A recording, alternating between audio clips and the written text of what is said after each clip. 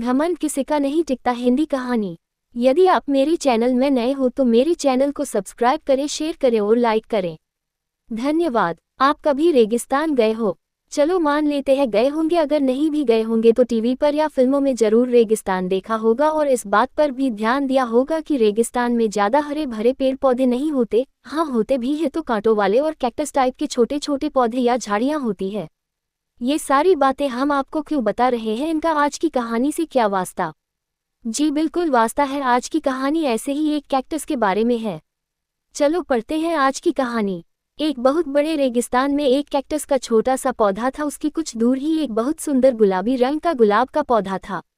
गुलाब के पौधे को अपने रंग रूप और सुंदर होने पर बहुत घमंड था। चलो, अपने रंग रूप और अच्छा दिखने पर घमंड होता तो भी ठीक था, मगर उसे न जाने क्यों कैक्टस के पौधे से बेवजह की नफरत थी, जो वह बार बार कैक्टस को ताने सुना कर बयां करता रहता था।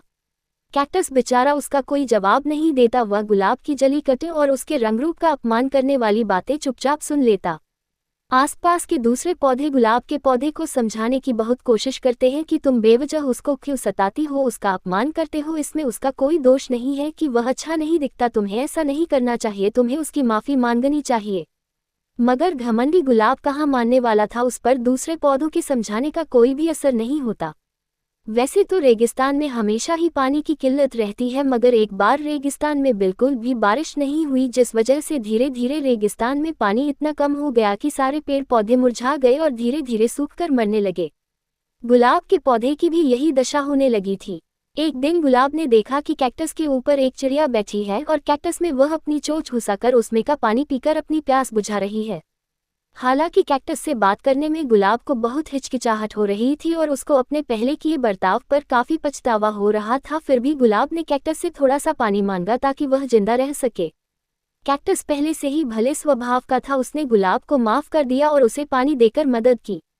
दोस्तों, हमें ये कहानी यही सिखाती है कि सिर्फ ऊपरी रंग रूप कुछ भी मायने नहीं रखता, मायने रखता है लोगों का स्वभाव। इसीलिए हमें किसी का भी मजाक या तिरस्कार करने से पहले 100 बार सोच लेना चाहिए। हो सकता है हमारे विचार, हमारी सोच गलत हो और सामने वाला सही हो।